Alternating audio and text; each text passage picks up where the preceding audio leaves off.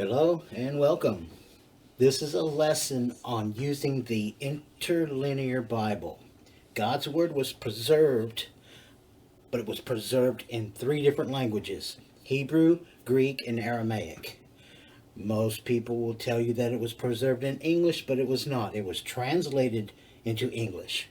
So today, this is a quick lesson on how to use the interlinear Bible to translate the original word correctly by taking it back to the divine inspired prophet who wrote it.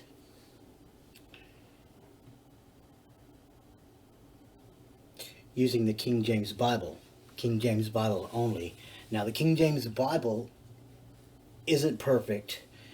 It has many bad translations, but it's the best we have because we can take it was written word for word, and we can take each word using the interlinear Bible and Strong's Concordance. We can take each word back to the original language and decide for ourselves what the interpretation is, rather than listening to some preacher give his interpretation of a bad translated, bad misinterpreted version in English when it wasn't written in English.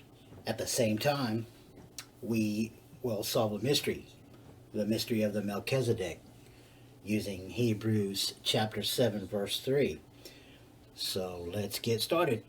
Okay, once you obtain your free online version of the interlinear Bible from Bible Hub,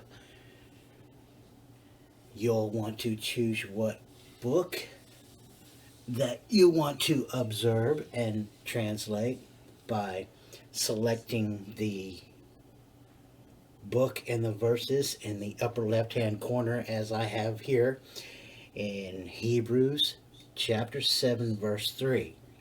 And I'll read the verse which is translated properly, which is going to be different than what you have in the KJV, but this is the correct interpretation.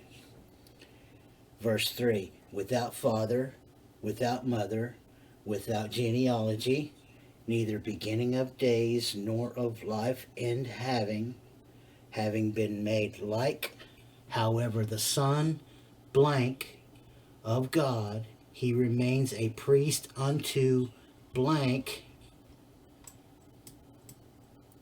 all time. Okay, as you can see, the passage is written in its original language, and below is written in English.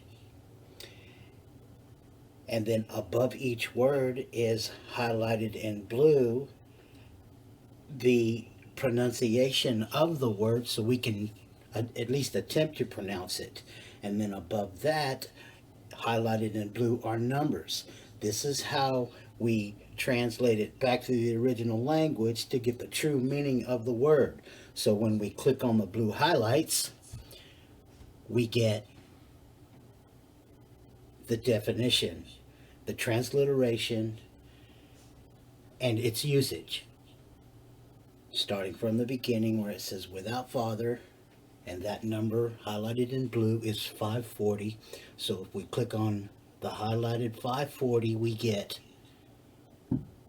apator. It shows us the original word, the part of speech, the transliteration, the phonetic spelling, the definition, and its usage. And this is correct. It means fatherless. So this is how we translate it back, and we can see that it is correct. Okay, moving on with the mystery. Now, what's changed in this verse is how it's spoken and how some of the words have changed. They are different than the words in the KJV. So what I'll do is I'll read it and I'll point out what words have changed. That way you can follow along and use this method, this system for yourselves. Now, I'll read the verse again and point out what has changed.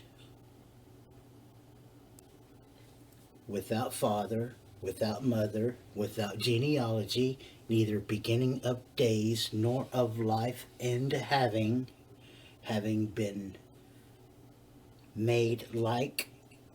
And here's where the change is. However, I'll finish this sentence. The Son, blank, is odd here. That's not in the KJV.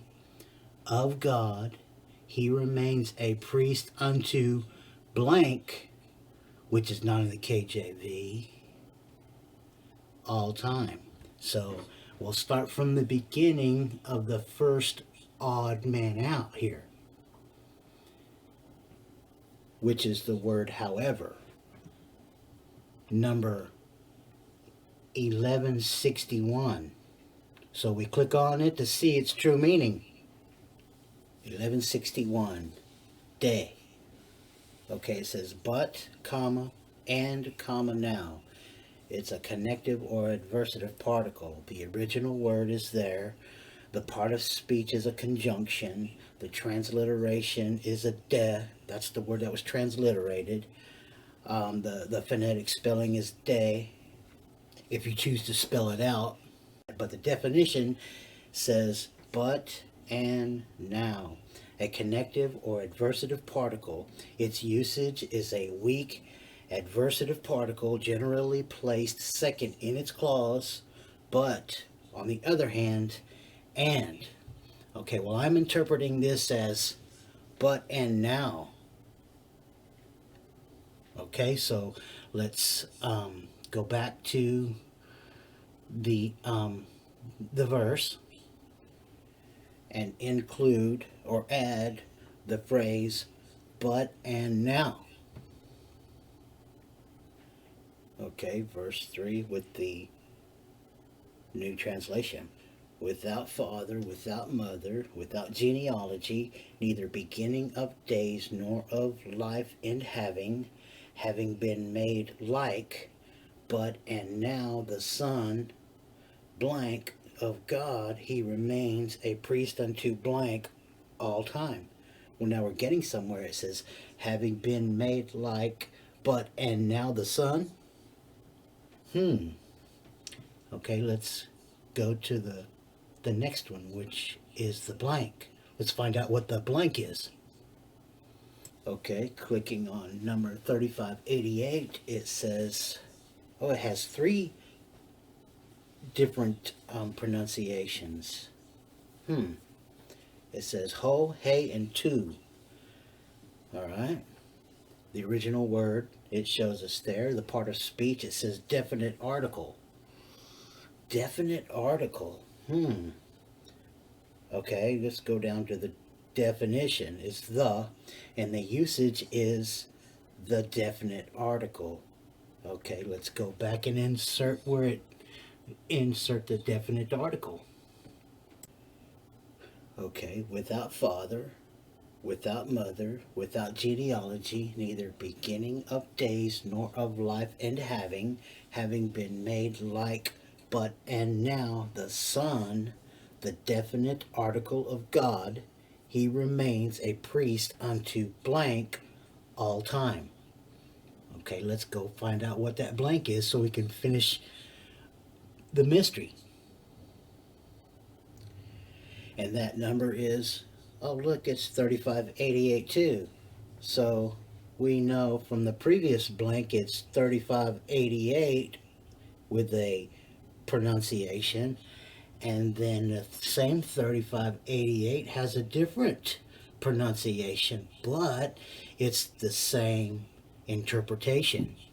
So let's go back and insert it into the blank and read it in its whole.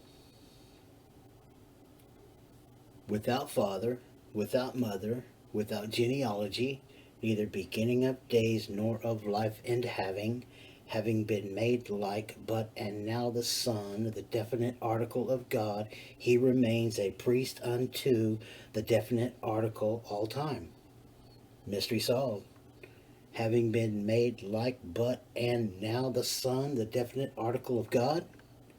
Well, the Christ was made after the order of the Melchizedek. And here it says, having been made like but and now the Son, the definite article of God. Mystery solved.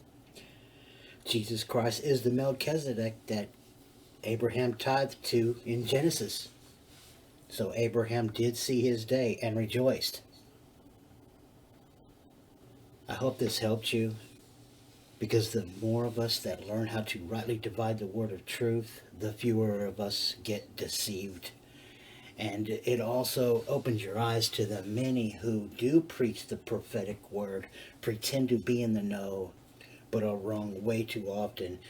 You'll see how elaborate they get with all these boards and all the waving of the arms and the flailing and the looking up and the getting real loud and the insults because you said something that they didn't like. You know, it's okay to be wrong, but it's not okay to be wrong on purpose. That's what the millennium's for, to teach those who never had a chance. God is in control. God's doing the teaching. If they don't turn back to God and realize the truth by the end of the millennium, well, they'll die a second death.